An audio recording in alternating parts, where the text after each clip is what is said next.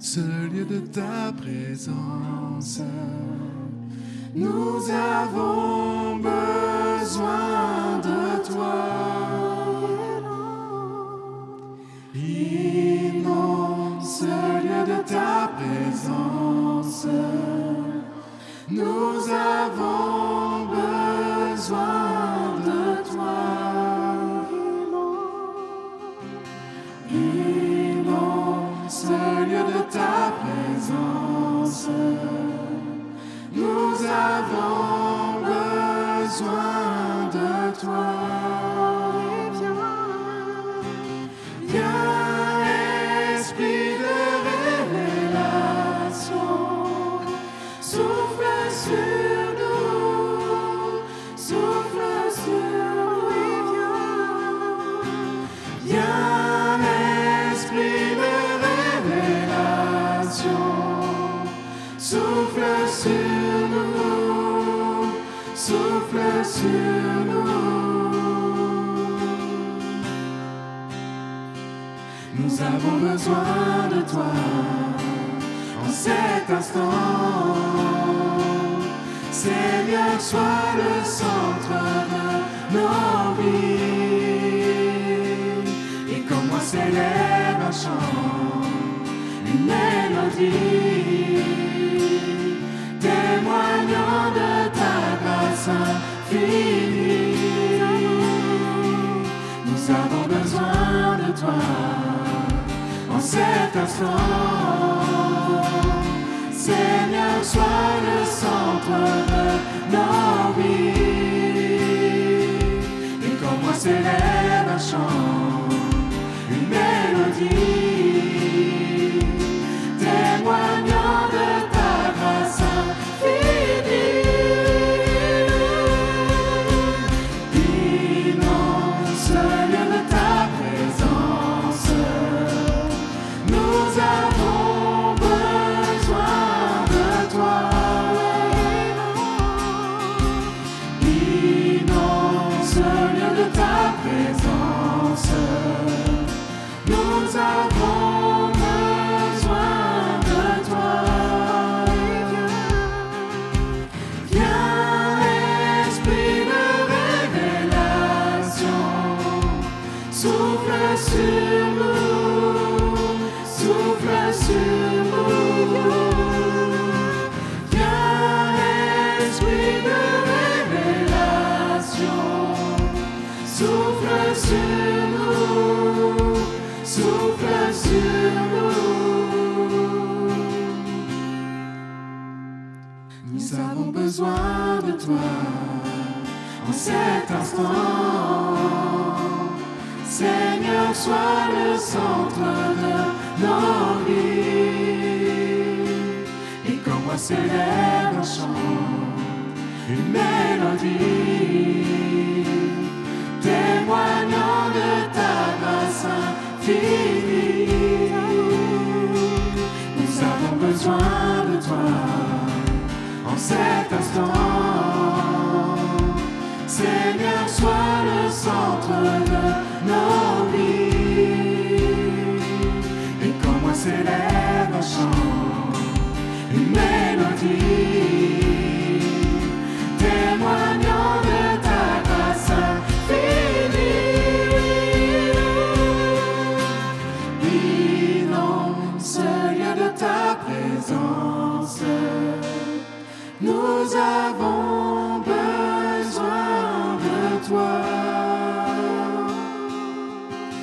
Inonde ce lieu de ta présence. Nous avons besoin de toi. Inonde ce lieu de ta présence. Nous avons besoin de toi.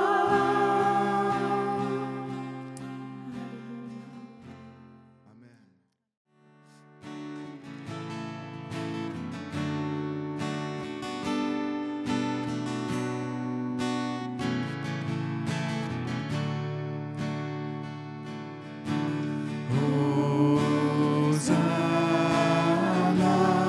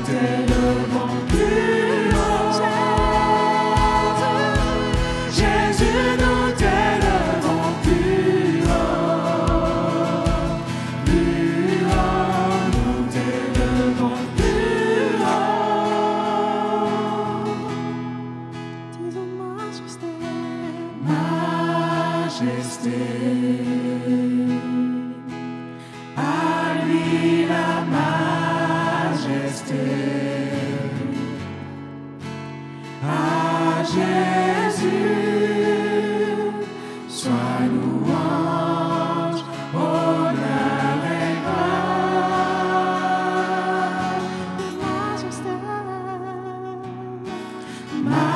Majesté, suprême autorité, du haut des cieux, son règne vient sur tous les siens. Jésus, nous t'élevons plus haut, nous t'élevons plus haut. Jésus, nous t'élevons plus haut, nous t'élevons plus haut. Jésus, nous t'élevons plus haut, nous t'élevons plus haut. Jésus, nous t'élevons plus haut, nous t'élevons plus haut. Jésus, nous t'élevons plus haut, nous t'élevons plus haut. Jésus, nous t'élevons plus haut, nous t'élevons plus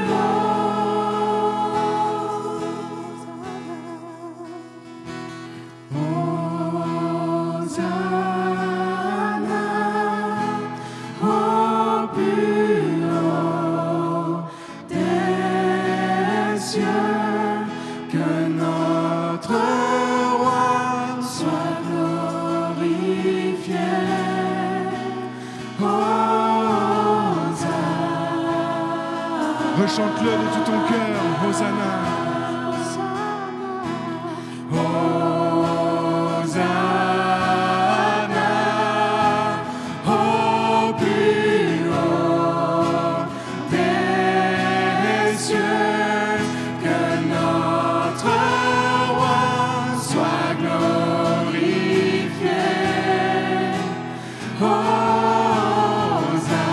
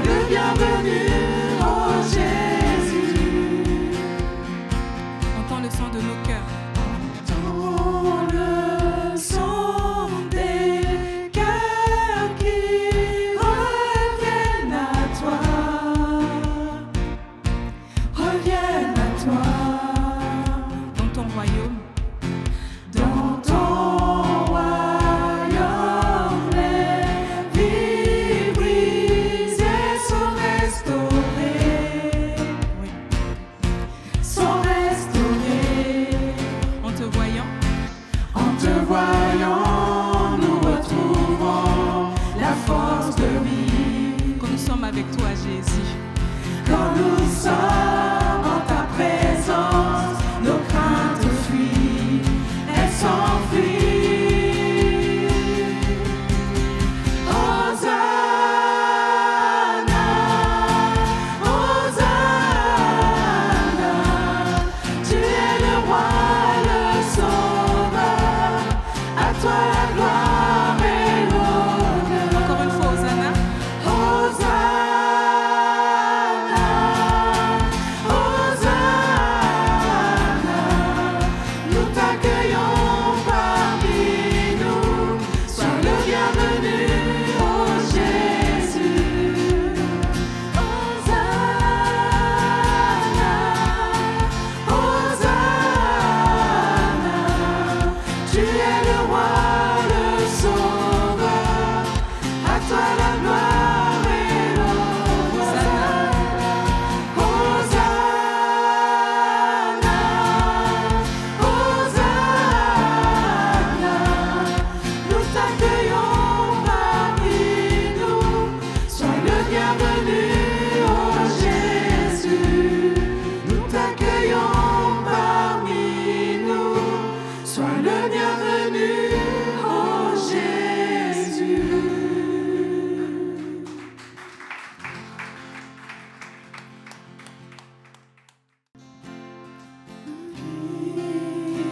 Infiniment,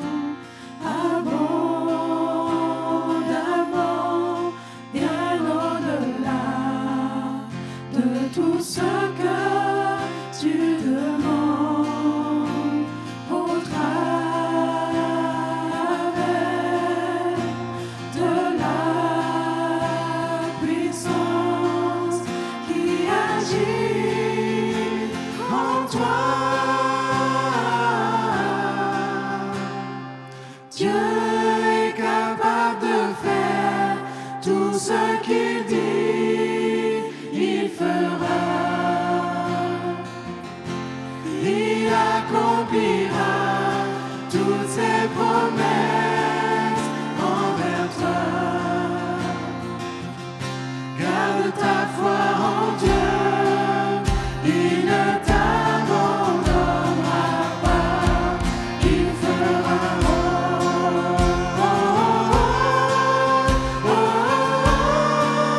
Il fera.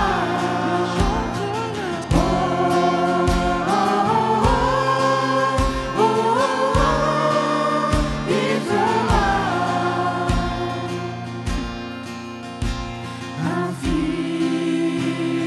Infiniment, abondamment, bien au-delà de tout ce que tu demandes, au travers de la puissance qui agit en toi. Dieu est capable de faire tout ce qu'il dit, il fera. Il accomplira toutes ses promesses envers toi. Garde ta foi en Dieu, il ne t'abandonnera pas, il fera.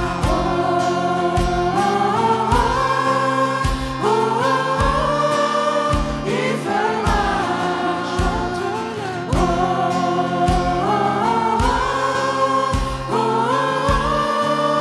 Il fera.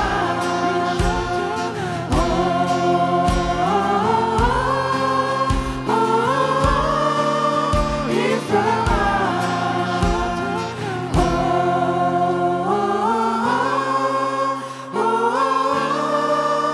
Il fera. Dieu est capable. Dieu est capable de faire tout ce qu'il dit, il fera. Il accomplira toutes ses promesses envers Encore une fois, Dieu est capable. Dieu est capable de faire tout ce qu'il dit, il fera. Il accomplira toutes ses promesses envers toi. Garde ta foi en Dieu, il ne t'abandonnera pas. Il fera. Oh, oh, oh, oh, oh, il fera. Oh, oh, oh,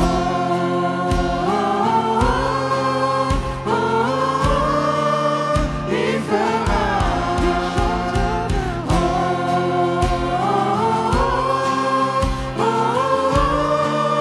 il fera.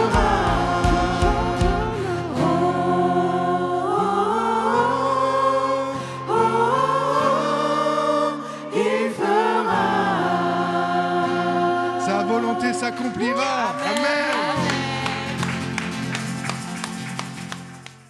Seigneur, ta parole est là, nous ouvrons ta parole. Et notre Dieu, te prions vraiment d'inspirer, non pas notre intelligence, mais d'inspirer vraiment notre réception, d'ouvrir nos oreilles, d'ouvrir notre cœur, afin qu'elle nous touche, afin qu'elle fasse l'effet que tu veux, Seigneur, c'est-à-dire qu'elle produise du bon fruit, qu'elle produise quelque chose de bon en nous, Seigneur. Tu vois, comme nous sommes tout à l'heure, comme cette pensée, nous sommes des vases fragiles, mais c'est toi le bon potier. Nous avons des petites fissures, c'est vrai, nous risquons peut-être la casse, mais notre Dieu, nous crions à toi.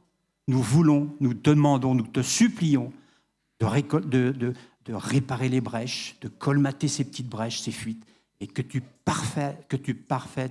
fasses parfait ton œuvre, Seigneur. C'est ton œuvre, et nous voulons être tout simplement cette cruche, ce vase, ce que tu as décidé que nous soyons. Béni soit ton nom, Jésus. Amen.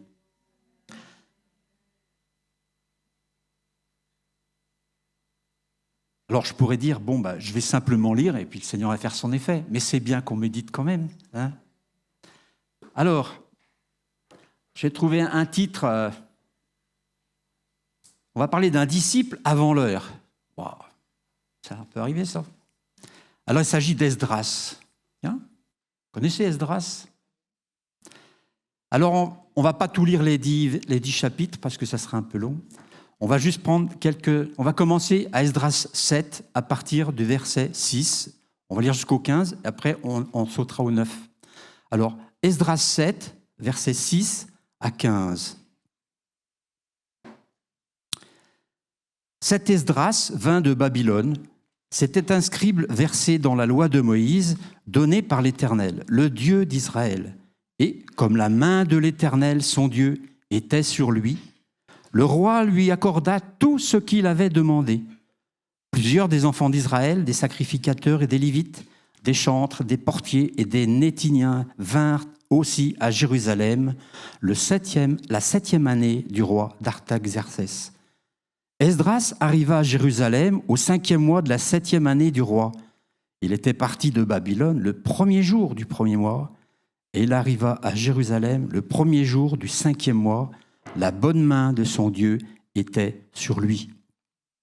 Car Esdras avait appliqué son cœur à étudier et à mettre en pratique la loi de l'Éternel et à enseigner au milieu d'Israël les lois et les ordonnances.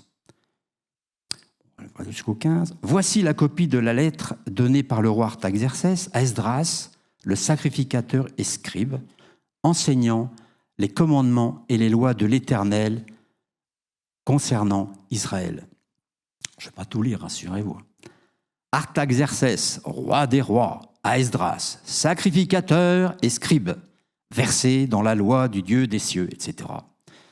J'ai donné ordre de laisser aller tous ceux du peuple d'Israël, de ses sacrificateurs et de ses lévites, qui se trouvent dans mon royaume et qui sont disposés à partir avec toi pour Jérusalem.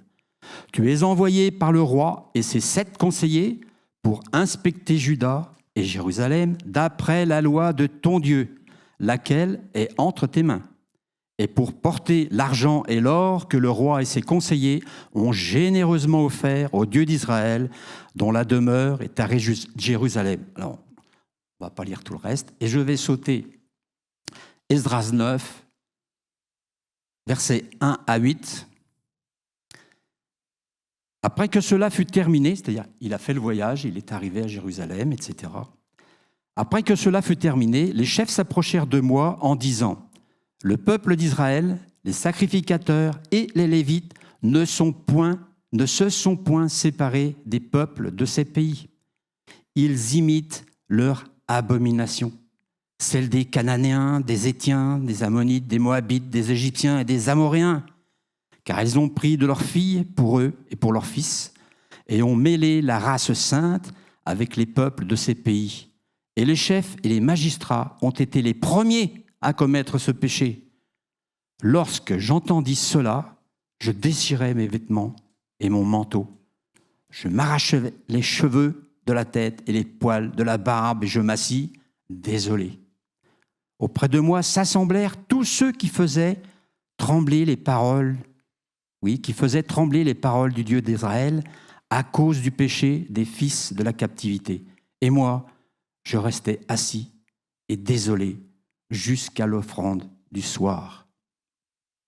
Puis, au moment de l'offrande du soir, je me levai du sein de mon humiliation avec mes vêtements et mon manteau déchirés. Je tombai à genoux et j'étendis les mains vers l'Éternel, mon Dieu, et je dis : mon Dieu, je suis dans la confusion et j'ai honte, ô mon Dieu, de lever ma face devant toi, car nos iniquités se sont multipliées par-dessus nos têtes et nos fautes ont atteint jusqu'aux cieux.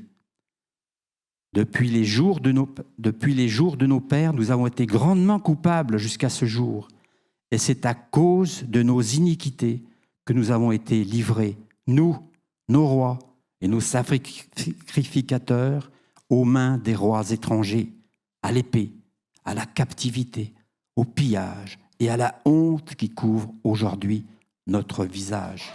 Et je vais juste lire le 8. Et cependant, l'Éternel, notre Dieu, vient de nous faire grâce en nous laissant quelques réchappés et en nous accordant un abri dans son saint lieu, afin d'éclaircir nos yeux et de nous donner un peu de vie au milieu de notre servitude. Je vais m'arrêter là. Alors juste en introduction, on pourrait rappeler que Esdras et Néhémie, par exemple, dans la Bible hébraïque, ne fait qu'un livre. Nous maintenant, nous en avons 2. On fait un de plus. C'est bien. Alors c'est la 7e année du roi Artaxerxès, roi de Perse. Alors je ne vous raconte pas les envahisseurs, on va voir peut-être ça un petit peu en arrière-plan. C'est à peu près en 465 avant Jésus-Christ.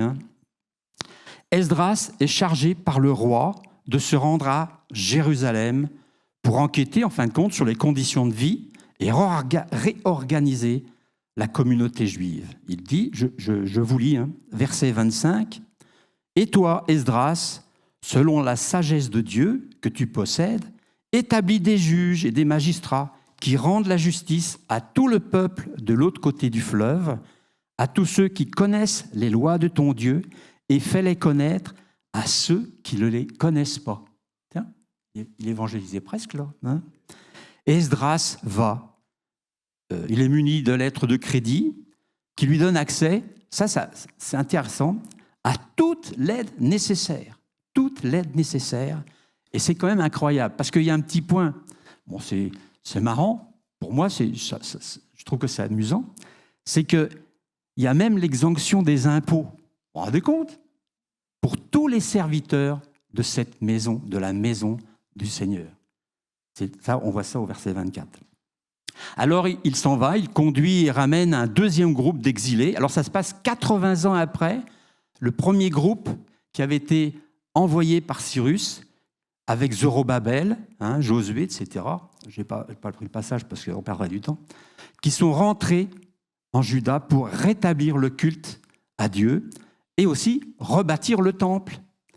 Mais effectivement, ça ne s'est pas passé aussi facilement que ça. Il y a eu beaucoup d'opposition. Il y a eu des gens qui n'ont pas voulu qu'on rebâtisse le temple parce que voilà. Mais je vous invite, tiens, entre parenthèses, il faudrait que vous lisiez tout Esdras. Alors là, vous allez voir, ça va s'éclairer pour vous. Je ne peux pas rentrer dans tous les détails. Donc, Il y a de l'opposition, ils ne peuvent pas construire. Ils font les fondations et puis s'arrêtent là. Et il y a tellement eu d'opposition qu'il a fallu 22 ans entre le moment où ils ont construit les fondations et le moment où ils ont fait la dédicace du temple. Voyez ? Et on trouve, c'est même historique ça, parce qu'on a retrouvé des papyrus à Éléphantine, qui dataient 5 siècles encore avant, qui ont confirmé toutes ces difficultés que les Juifs avaient rencontrées pour rebâtir le temple. Mais il y a déjà un premier point, c'est que Dieu est vraiment celui qui règne. Parce qu'on est quand même émerveillé de se rendre compte qu'il utilise des rois qui ne connaissent pas Dieu pour que son œuvre avance. Ça, c'est extraordinaire. Et là, il n'en a pas pris un. Si on voit bien, il y en a eu 3. Il a utilisé, entre guillemets, 3 rois pour qu'ils fassent la volonté de Dieu, pour ramener les exilés de Palestine. Personne, on chante, on le dit, mais c'est encore une preuve. Personne ne peut s'opposer à l'œuvre et à la décision de Dieu. Il parle là au roi, direct, à celui qui a l'autorité. Et le pouvoir, même temporel, sur l'ordre social, sur les gens, sur les biens. Donc tout le monde obéit. Tout le monde obéit. Dieu a autorité sur toute chair, une autorité sur tout. Elle est puissante, bien plus forte que celle qu'on peut connaître. J'insiste parce que c'est important. On le dit des fois, mais là, on a une preuve que c'est vrai.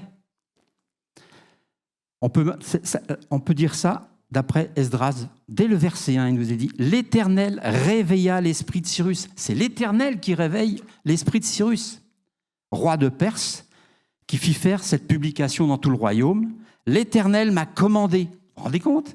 « L'Éternel m'a commandé de lui bâtir une maison à Jérusalem ». Waouh !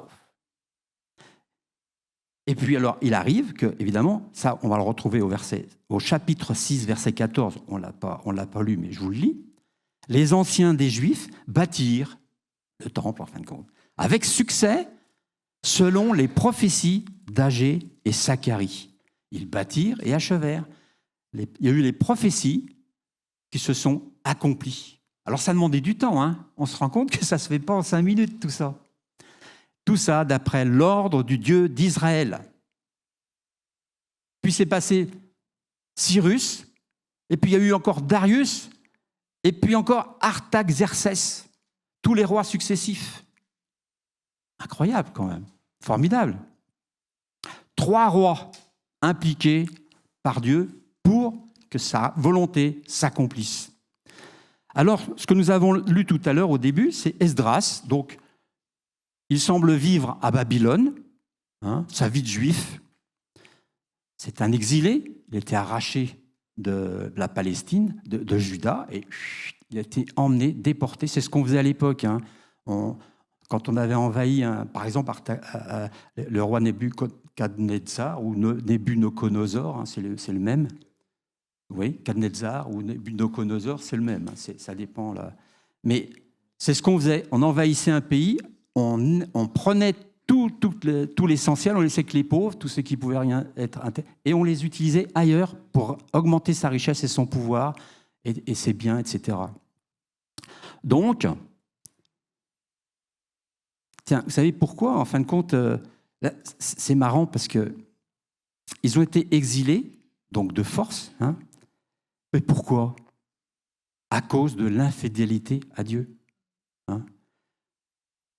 En 5, verset 12, Esdras 5, verset 12, « Après que nos pères eurent irrité le Dieu des cieux, il les livra entre les mains de Nebuchadnezzar. » Pourquoi je m'arrête encore un petit peu là-dessus ? C'est parce que là, ce sont des victimes. Et souvent, on entend des gens qui sont victimes.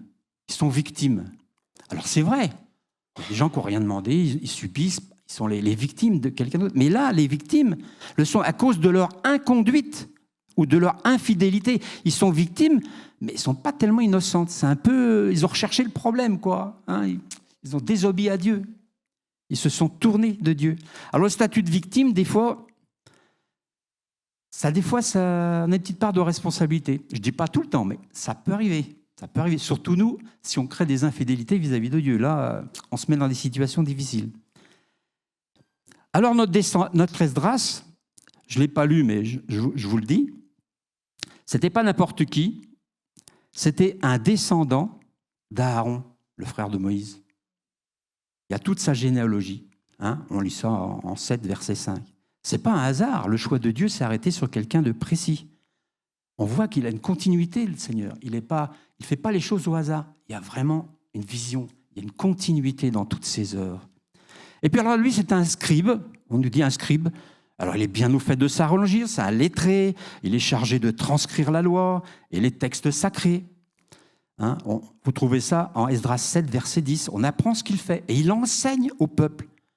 Il est un peu le précurseur des fameux docteurs de la loi, vous savez. Il est donc bien implanté. Il vit là, à Babylone. C'est un bon juif apparemment, puisqu'il s'adapte aux conditions de vie. Son contexte est tout à fait différent, pourtant il s'adapte. Mais c'est important, il n'est pas imprégné, dilué dans l'esprit du monde babylonien. Ça m'a fait tilt, ça quand même. Hein, et c'est pour ça que Dieu le choisit et l'envoie. Beaucoup qui étaient à Babylone ne retournaient pas à Juda. Ils s'étaient vraiment adaptés à leur nouvelle vie, ils ne voulaient pas retourner là-bas. Ils décidaient, alors c'est peut-être une minorité, mais beaucoup, parmi tout le peuple n'est pas retourné en Juda. Certains ne voulaient pas retourner. Ancrés dans leur nouvelle vie, quoi. Et c'est vrai que parfois, on peut se sentir à l'aise dans un contexte étranger à nos habitudes. Au départ, c'était hostile, et puis petit à petit, on s'assimile, on est assimilé à l'ambiance. Hein. Alors, voyez où je veux en venir. Attention à l'assimilation du milieu ambiant étranger à la chrétienté. Nous, on doit faire attention à ça. Attention, ça ne veut pas dire qu'on ne doit pas côtoyer les gens du monde, puisque ce sont nos semblables, ce sont nos frères, pas nos frères et sœurs, mais nos semblables. Ils ont droit à la même grâce de Dieu que nous. Mais ce n'est pas eux qui doivent déteindre sur nous. Hein, vous êtes d'accord? En patois de Canaan, hein, comme on dit c'est l'esprit du monde. Ah oui, mais on peut le décrier, et pourtant, on peut s'en accommoder. On fait avec. Il y en a même qui peuvent s'en servir. Alors, il faut le discerner. Mais ce n'est pas pour le décrier ou le décrire, c'est pour se garder de son influence. Quand on connaît la menace, eh ben, on peut se préserver de la menace quand elle est identifiée. Alors, ramener à nos quotidiens, vous savez, un brave paysan qui arrive du Larzac ou qui débarque de Pontoise, comme on disait chez moi, il n'est pas à l'aise. Hein. Tant qu'il s'habitue, ce n'est pas évident. Un enfant qui travaille dans une usine, vous vous rendez compte, ça bouleverse sa vie. C'est incroyable. Une femme au milieu exclusif d'hommes qui travaille qu'avec des hommes. On entend, hein, c'est difficile à vivre. C'est pas facile, c'est pas terrible de se sentir à l'aise. Ou les inverses. Donc vivre une situation difficile ou non recherchée, mais inévitable, il faut apprendre à la gérer, il faut apprendre à garder ses bonnes références. Ses bonnes références. Ça nous permet de garder une assurance et faire face. Hein. Ça, c'est la condition d'Esdras. Alors, parce qu'il a enseigné des choses de Dieu, qu'est-ce qu'il a fait? Il n'a pas abandonné son appartenance juive. Il témoigne même de sa vie de foi. Il en témoigne. Hein. Il garde ses bonnes références dans sa fidélité et avec persévérance. Ce que je dis là, c'est Esdras 7, verset 10. Il avait appliqué son cœur à étudier et à mettre en pratique la loi de l'Éternel et à enseigner au milieu d'Israël les lois et les ordonnances. Et moi, j'aime bien, je reviens un peu avant, Esdras 7, verset 6. Alors ça explique tout. Et comme la main de l'Éternel était sur lui, le roi lui accorda tout ce qu'il avait demandé. Tout ce qu'il avait demandé. Vous allez voir, la main est sur vous, le Seigneur vous envoie, vous allez voir Macron, vous lui dire « Bonjour, monsieur le président, il me faut ci, il me faut ci, il me faut ça. » Ouais, d'accord, tiens, tu veux quoi? Vas-y, choisis.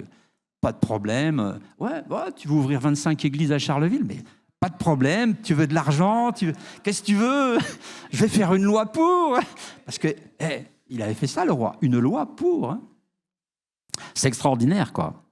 Alors, c'est vrai qu'il doit être sûrement un bon témoin, quand même. Hein. Un bon témoin de son peuple, avec une certaine proximité du pouvoir, quand même. Il est scribe, il est reconnu, il est respecté. C'est pas un quelconque scribouillard, un scribouillard. Hein. Non. Il est connu de Dieu. Et ça change tout. Amen. Alors il est délégué par le roi Artaxerxès, hein, mais pas seulement pour organiser un pays, pour organiser, faire la volonté du roi, dire bon, je vais mettre des lois, des machins. On a expliqué tout ça tout à l'heure, je l'ai lu. Mais c'est pour vraiment appliquer la loi et les commandements de Dieu, les ordonnances de Dieu. Il n'a pas oublié la source de sa réussite et ne néglige pas de rendre gloire et honneur à son Dieu. Au verset 27 d'Esdras 7, « Béni soit l'Éternel qui a disposé le cœur du roi, etc. » Il discerne la volonté de Dieu. Hein. C'est le roi qui lui le fait, mais il sait que c'est Dieu qui utilise le roi. Ça m'a encore arrêté, ça, parce que je dis, mais c'est merveilleux, il parle de Dieu au roi, il parle de Dieu à droite, à gauche, c'est formidable, il rend bon témoignage, il déclame les bontés, les bonnes intentions de l'Éternel, etc. Et donc, le roi lui offre de l'or, hein, beaucoup d'argent, etc. Et il doit emmener tout ça pour le temple, pour pourvoir à tous les besoins de l'organisation du culte de Dieu. Ça demandait énormément de moyens. Mais il y a plus de 1000 kilomètres à parcourir, hein, je ne sais pas si vous vous rendez compte. Alors, le roi lui dit, je vais te donner une escorte. Il dit non, je n'ai pas besoin d'escorte. Je n'ai pas besoin d'escorte. Il refuse. Il n'a pas peur. Hein. Eh bien, je crois qu'il avait honte de demander de l'aide au roi, non pas par timidité ou pour abuser de la bonté du roi, mais il aurait discrédité sa foi. Il avait dit « J'aurais eu honte de demander au roi une escorte, car nous avions dit, témoigner que la main de notre Dieu est pour leur bien sur tous ceux qui le cherchent. » Donc, on ne peut pas témoigner d'une chose et faire son contraire. Ça m'a parlé encore, mais c'est vrai ça. Il a raison. Alors attention à mes discours, à vos discours, à notre discours. On ne va pas faire de la parole de Dieu. Vous savez, les élus, ce qu'ils font, hein, ils font des promesses électorales. Mais eux, ils sont élus 5 ans, 6 ans, et après, ils s'en vont. Ils n'ont pas fait, mais ils n'ont pas pu, ce n'est pas de leur faute. Donc nous, attention, on est élus pour l'éternité. Alléluia, pour la gloire de Dieu. Donc ce qu'on dit, ça va se vérifier, ça va être vrai. Et notre vérité, c'est ça. C'est ça, c'est que ça se réalise pour nous, c'est là, c'est là. Ça se voit, c'est comme ça. Vous savez, pendant les vacances, il y a très longtemps, on allait chez un chrétien en Charente-Maritime. Il s'appelait Pierre. Je ne voudrais pas son nom parce que c'est Pierre, hein, pour montrer que c'est vrai. Charente-Maritime. C'est un agriculteur qui faisait des vignes. Et là-bas, tout le raisin allait pour faire du cognac, de l'alcool. Et un jour, alors il y avait des problèmes, etc., mais il dit, mais attends, je suis chrétien et je fais de l'alcool, je participe à l'alcool. Et il s'est senti repris, il a fait arracher toutes ses vignes. Vous voyez, quand même, j'ai trouvé que c'était bien. Hein, et puis il a replanté autre chose, bien sûr. Alors, affirmer ce qu'on croit, de la bouche, c'est bien, mais confirmer notre propos par notre vie. Hein. Parce que si notre témoignage est vrai, il sera perçu comme véritable. Et ça change tout, selon la vérité. Hein. Vous savez, un témoignage, on peut facilement annuler notre témoignage par un contre-témoignage. Un exemple, je fais partie de la Ligue anti-alcoolique et j'ai un débit de boisson, je vends il y a un problème. Ça se voit. Je ne fume pas, je suis contre le tabac, mais je vends de la cigarette. Ça marche bien, bon, c'est ma vie. C'est mon métier, voilà. Bon, après, c'est comme ça. C'est bizarre. Alors Esdras, il est fiable pour le roi, et on pourra le comparer un petit peu à un secrétaire d'État aux affaires juives. Hein, aujourd'hui, on lui déléguerait ça. Et lui confie donc la lourde responsabilité de faire une livraison. Non, c'est presque une livraison. Il dit, voilà, tu prends tout ce que tu veux, tu prends tout ça, l'or qu'on s'est collecté, qu'on te donne, et tu vas. Il refuse l'aide de l'escorte. Il n'a qu'une livraison à faire. 1000 kilomètres, pas mal, hein? Et puis, vous savez comment que ça se passe, les livraisons à l'époque, hein? Il y a des brigands, etc. Il faut traverser, il faut suivre tout l'Euphrate, redescendre. C'est un peu le même parcours que... Vous savez, celui qui est parti de Ur, Chaldée, là, comment il s'appelait? Parti de Ur, et puis il est arrivé... Comment il s'appelait? Eh oui, Abraham. C'est pratiquement le même parcours, hein? Donc, on voit qu'il avait enseigné les choses de Dieu. Il n'a pas abandonné son appartenance juive. Il témoigne, est acteur de sa vie. Je suis en train de vous répéter la même chose, excusez-moi. C'est amusant. Donc, j'ai remarqué aussi que Esdras ne fait jamais rien sans se référer à Dieu.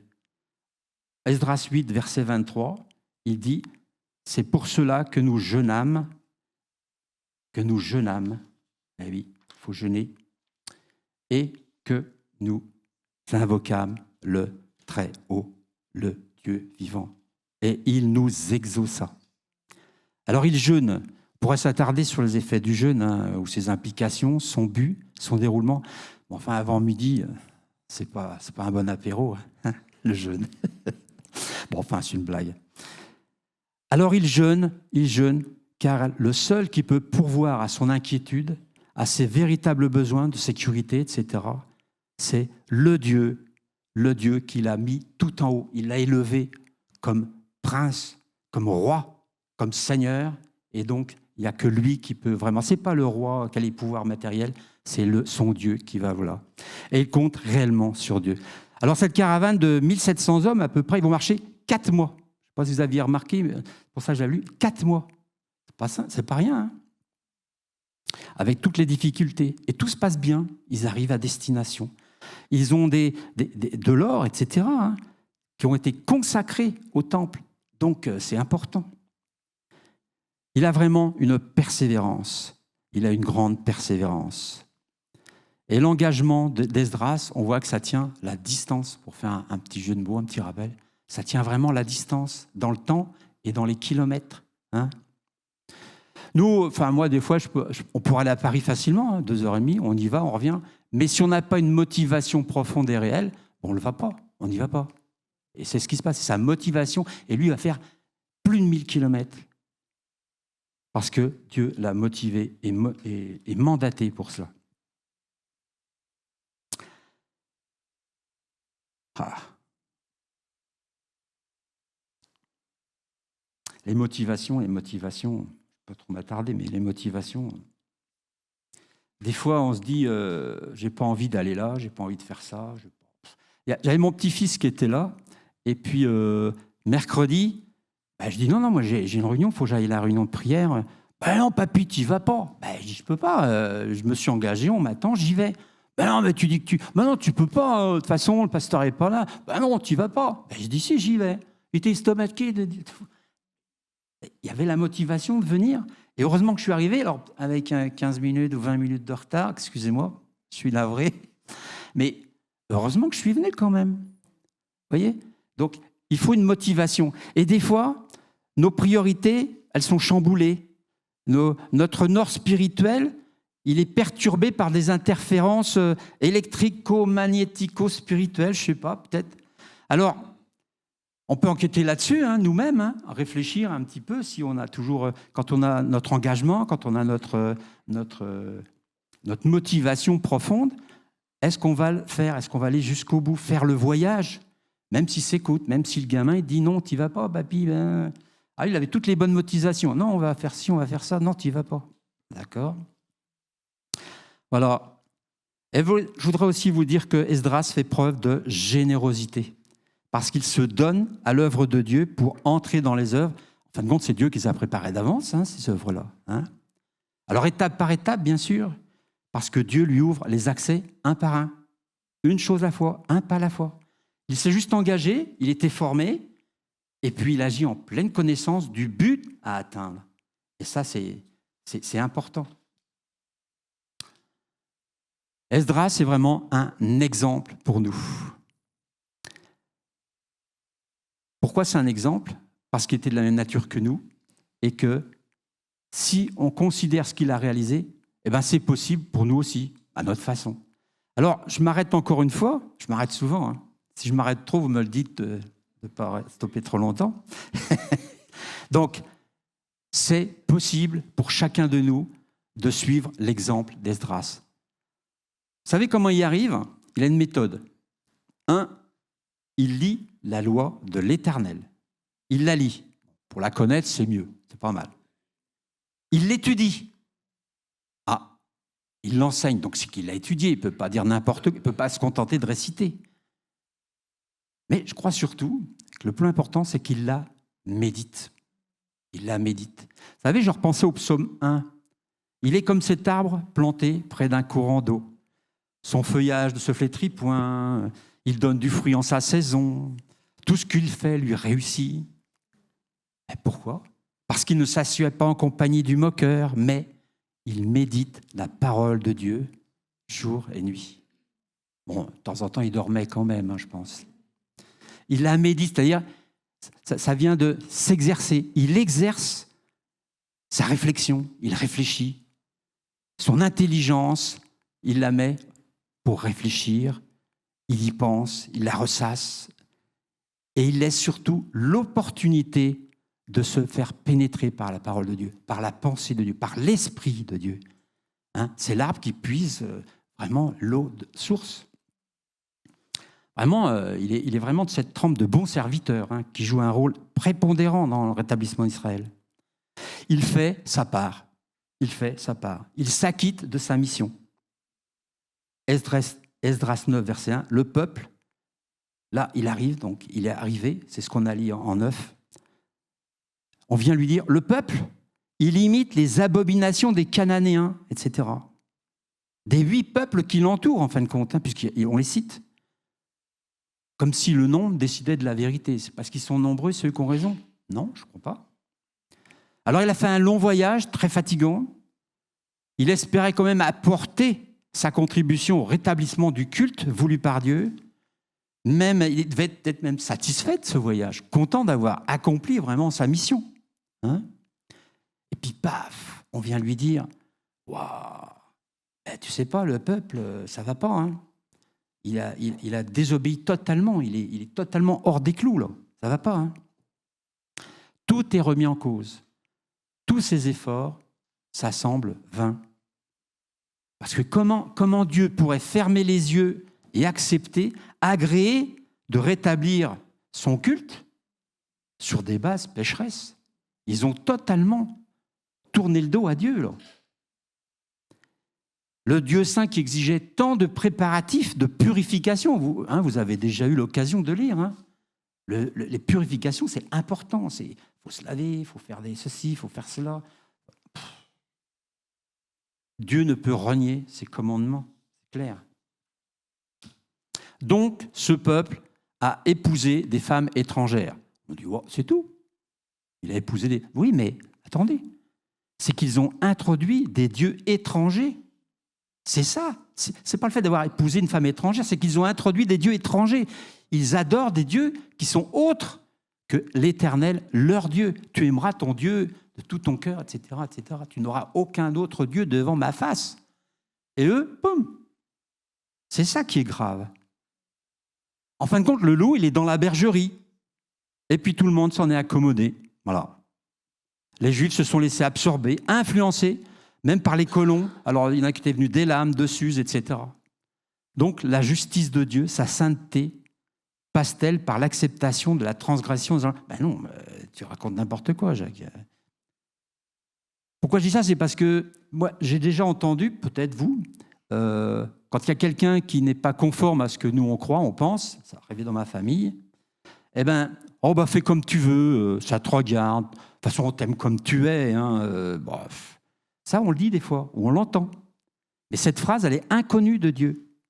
Elle est inconnue de Dieu en direction de celui qui se dit son enfant. Tant qu'on est dans le péché, qu'on ne le sait pas. Mais une fois que le péché nous est révélé, attention. Hein. Je pense à ce cri que j'avais trouvé dans Ésaïe 24, verset 16. « Malheur à moi, les pillards pillent. » C'est exactement ça. Le loup est dans la bergerie, il pille. L'ennemi est dans la place. Il faut l'identifier. L'identifions-nous s'il se pointe. S'il se pointe. Vous savez, le fameux loup rugissant, là, le lion rugissant autour de nous. Hein. Le péché se couche à ta porte. Tu fais pas gaffe, tu butes sur lui. Oh, ben non. Il se couche à ta porte, mais toi, domine sur lui. Alléluia, avec la force de Dieu, bien sûr. Hein. Alors, Esdras, il retourne, non pas d'où il vient, avec cette mauvaise nouvelle. Une fois encore, il se retourne vers Dieu. Il retourne, et pourquoi il retourne vers Dieu? Pour se lamenter. Il aurait pu dire, ouais, Seigneur, non, fais ci, fais ça. Pour se lamenter. Pourquoi? Parce qu'il est membre de ce peuple. Hein? Il ne se sent pas un héros à part. Vous savez, vous pensez aux pharisiens là, dans la synagogue qui disaient, moi, je suis meilleur que les autres. Merci Seigneur de ce que tu m'as fait. Meilleur que tous ces gens. Luc 18, verset 11. Hein? Lui, il dit, nous avons péché. Il ne quitte pas Jérusalem en l'abandonnant à son sort. Ça me faisait penser à... On a tous vécu ça sûrement dans les cours de récré ou à l'école. Hein. La bande de gamins, ils font une énorme bêtise. Le surveillant s'amène. C'est pas moi. Ben, c'est personne. Hein. Personne. C'est pas moi, c'est lui. Oh, c'est lui. C'est lui. Ben non, il fait pas du tout ça. Hein. Pas du tout ça. Pour Esdras, apporter des éléments pour la reconstruction de la société juive et le rétablissement du culte au standard divin, c'est pas du décor. C'est pas pour parader. C'est pas pour présenter une société idéale en apparence. Hein, c'est vrai. Et puis sa tâche, elle n'est pas épisodique, on se rend compte. Elle n'est pas partielle et point barre. Moi, j'ai fait mon boulot, j'ai amené ça, tac, ça y est, débrouillez-vous, je m'en vais, je retourne là-bas. Moi, je prie Dieu. Mais non. Sa mission, elle va beaucoup plus loin. Il ne s'arrête pas, c'est pas lui qui décide à quel moment il doit s'arrêter. Alors il intercède, il demande grâce, verset 5, il demande grâce, et son humiliation est volontaire. Ses lamentations, ça c'est extraordinaire, elles sont si puissantes et si criantes de sincérité qu'elles touchent le cœur de tous ceux qui sont là, qui veulent plaire à Dieu et qui sont sincères. Esdras 10, verset 1. Pendant qu'Esdras, pleurant et prosterné devant la maison de Dieu, faisait cette prière, cette confession, il s'était rassemblé auprès de lui une foule très nombreuse de gens d'Israël, hommes, femmes et enfants, et le peuple répandait d'abondantes larmes. Quand ils ont vu, ils ont compris, ils ont été touchés, ils ont confessé, en fin de compte, leurs péchés. Et ça, c'est extraordinaire. Ils sont interpellés. Ici, ça me fait penser à un aspect du leader, vous savez, parce qu'un leader, ce n'est pas forcément quelqu'un qui est dans l'action, ce n'est pas forcément celui qui fait des actions fortes, ce n'est pas comme Gédéon, Samson, hein, et on en a plein qui viennent en tête. Ce n'est pas un chef de guerre courageux, c'est un guerrier d'un autre genre. Lui, il s'humilie jusqu'aux larmes. Et quel est le résultat? Psaume 51, verset 17. Si tu ne dédaignes pas Dieu, tu ne dédaignes pas un cœur brisé et contrit.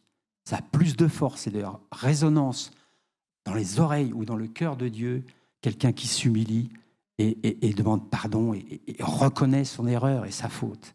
Et bien ça touche plus Dieu que de conquérir des pays, conquérir des nations, repousser les adversaires, être avec l'épée, enfin, voilà, cette image.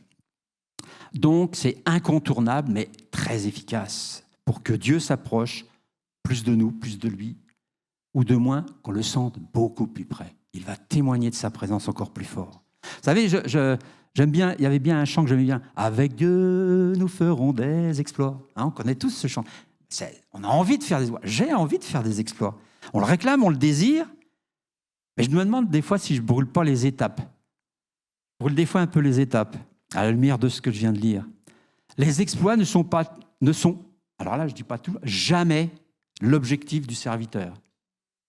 Eh oui, les exploits, c'est jamais l'objectif du serviteur, mais c'est parce qu'il est bon serviteur qu'il fait des exploits. vous rendez compte? C'est extraordinaire. Il suffit de servir le Seigneur et on fera des exploits. Si on réclame des exploits pour faire des exploits, ça ne marche pas. Dieu ne peut pas approuver ça. C'est pas bon. Ou alors, ça sera nos exploits, mais pas les siens.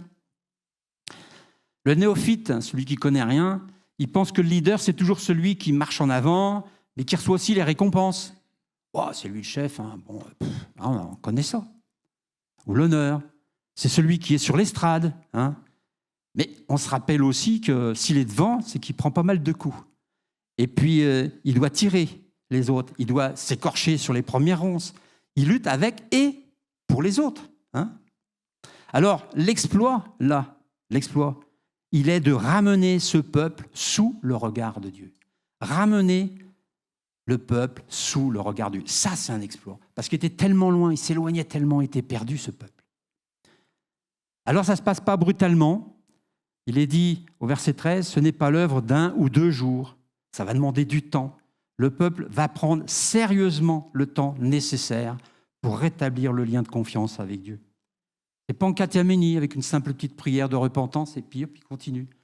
Il va prendre le temps devant des témoins, en pleine conscience. Il va s'engager avec une offrande, en signe, c'était important, hein, en signe de culpabilité, en signe de repentance, mais aussi en signe de demande de pardon. Et puis vous savez que la liste de ceux qui ont péché, elle est longue. Hein. Je ne sais plus si je l'ai lu, mais les fils de sacrificateurs, les lévites, les chantres, tous ceux qui, même en plus de tous ceux qui n'avaient pas de fonction au temple, ils étaient là pour servir Dieu et en fin de compte, ils avaient une double vie. C'est incroyable. Mais tous ont péché. Tous. Il ne s'agit pas de dire lui ou un tel. Tous. Nous tous, nous avons péché et nous serions privés de la gloire de Dieu si, comme ce matin on l'a rappelé, il n'y avait pas eu la croix de Jésus, le pardon qui efface nos fautes. Hein. Alors j'arrive un petit peu quand même à la fin, ça va aller, on n'aura pas besoin de jeûner. Esdras, il a rempli une mission très importante, celle de reconstruire la société juive à Jérusalem, dans la terre promise, après cette longue expatriation. Hein. Le temple, il était rebâti, 22 ans pour le refaire quand même. Mais il fallait le faire revivre, suivant les critères de Dieu, honorer Dieu, qu'il retrouve toutes ses prérogatives, ses raisons de rayonner et recentrer vers Dieu la population juive. L'identité de Jérusalem était vraiment liée au culte véritable rendu à Dieu, rendu à Yahweh. Alors si Esdras a joué un rôle prépondérant dans le rétablissement d'Israël, c'était en complément d'autres. Il n'a pas été tout seul. Il y avait toujours des gens avec lui. Et puis il y en a d'autres qui ont fait d'autres cheminements. On a parlé de Zorobabel, Josué, mais ils n'étaient pas tous les deux non plus. Il y avait encore plein de gens qui avaient le cœur pour servir le Seigneur. Et c'est ce qui a fait, si chacun fait sa part, l'œuvre de Dieu avance et la volonté de Dieu avance et elle s'accomplit. Et elle se révèle parce qu'il nous la révèle au fur et à mesure qu'on avance. C'est ça qui est extraordinaire. Il nous la révèle, il nous rend, j'allais dire complice, c'est un mauvais mot, mais il nous rend coacteurs.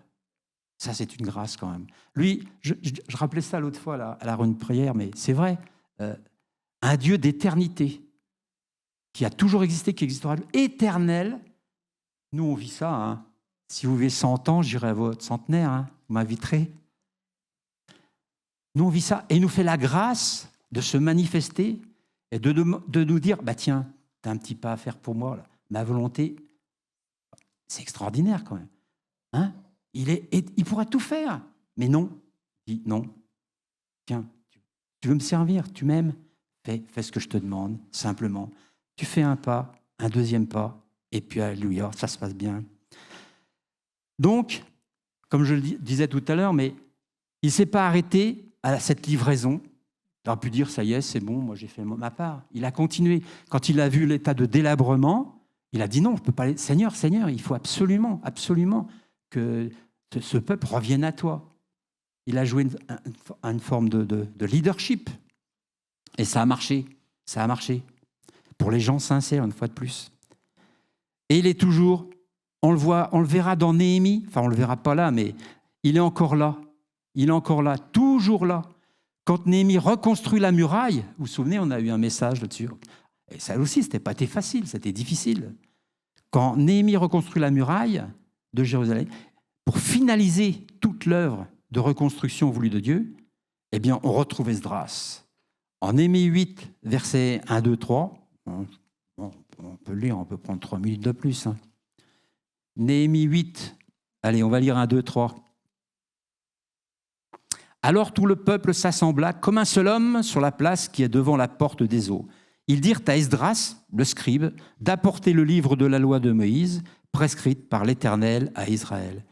Et le sacrificateur Esdras apporta la loi devant l'assemblée, composée d'hommes et de femmes et de tous ceux qui étaient capables de l'entendre. C'était le 1er mois du 7e mois. Esdras lut dans ce livre depuis le matin jusqu'au milieu du jour. C'est long, hein ? Sur la place qui est devant la porte des eaux, en présence des hommes et des femmes et de ceux qui étaient capables de l'entendre. Tout le peuple fut attentif à la lecture du livre de la loi. On le retrouve, oui, on le retrouve. Il est encore le premier à bénir l'Éternel, à bénir Dieu au milieu de tous. Et cette fois, là, on le retrouve sur une estrade. Hein, je ne sais plus... Oui, c'était juste après. Esdras, le scribe, était placé sur une estrade de bois, dressée à cette occasion. Et là, on voit une liste de gens. Il n'était pas tout seul. Là, il est sur l'estrade. Mais c'est peut-être pour parler à l'Assemblée. Comme nous, on vient là, c'est pour que vous puissiez entendre plus facilement. Ce n'était pas pour se mettre en avant du tout. Et c'est Dieu qui devait être toujours en avant, en premier. Et le premier à bénir Dieu, c'est lui qui ouvre la bouche. Alors, nous sommes tous dans le corps de Christ pour y remplir un rôle. Ça, on le sait, je ne vous apprends rien. Celui de servir le Seigneur. Je ne vous apprends rien. Je vous l'apprenais ? Non, je ne pense pas. Mais il est important pour chacun de nous de trouver non pas seulement sa place, parce que je dirais notre place, elle est acquise. Elle est acquise près du Seigneur, là-haut. Mais un rôle dans l'œuvre de Dieu.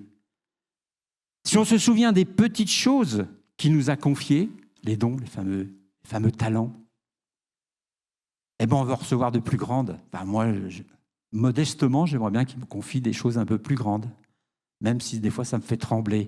Parce que je me dis, oulala, je ne serais peut-être pas capable ou à la hauteur. Pardon ?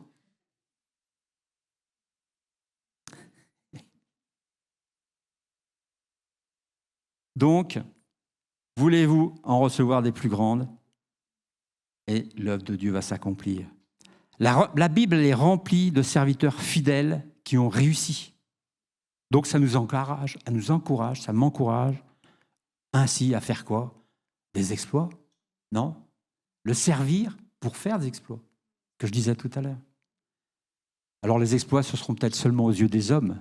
Mais aux yeux de Dieu, ça sera extraordinaire. Ça, je crois qu'il attend ça. Ce qu'ils ont accompli, c'est possible. Servir le Seigneur simplement, mais efficacement et dans un engagement constant, parce qu'il va nous soutenir. C'est lui. Hein, qu'est-ce qu'il fait ? Il tient notre bras. Quand on lui demande de l'aide, allez, on se met à plusieurs, on se tient les mains, comme je le rappelais notre frère tout à l'heure, et on y arrive. Et le Seigneur combat pour nous, et c'est lui qui remporte les victoires. Et je vous laisse ça en dernier. La main de l'Éternel était sur lui. La main de l'Éternel était sur lui. La main de l'Éternel est sur ses enfants, sur chacun de nous. Chacun de nous. Et c'est pour ça qu'on peut avancer, et c'est pour ça qu'on peut lui faire confiance. Et c'est pour ça que tout se réalise suivant ses plans et sa volonté. Seigneur notre Dieu, nous te remercions parce que tu nous donnes encore un encouragement, un exemple avec Esdras et tant d'autres, tant de disciples, tant de gens qui ont peut-être simplement obéi à ta parole, mais qui aimaient ta parole, qui la méditaient, qui la comprenaient, qui se laissaient vraiment imprégner de ce que tu voulais leur dire, Seigneur. Merci, notre Dieu, que tu te fasses cette grâce à tous de méditer, bien sûr, mais de comprendre ta parole. Comme nous sommes capables de la comprendre, parce que tu as ton vocabulaire qui nous touche, tu as des paroles, Seigneur, des paroles de vie, des paroles de vérité, de vérité, non pas parce que tu l'as dit, mais parce que tu as prouvé que tu étais la vérité. Tu as accompli cette vérité, Seigneur. Oh Jésus, que cela se réalise dans nos vies. Te remettons cette journée, te remettons cette semaine, mais toute notre vie, Seigneur, pour que chaque pas accompli avec toi, chaque pas puisse te glorifier, puisse t'honorer, nous rendre simplement efficaces, mais pour ton œuvre, Seigneur. Merci Jésus. Que nous soyons tous des petits leaders en quelque sorte, des leaders parce que nous faisons ta volonté. Merci notre Dieu de nous bénir et de nous garder dans ta main. Et merci parce que ta main est sur nous.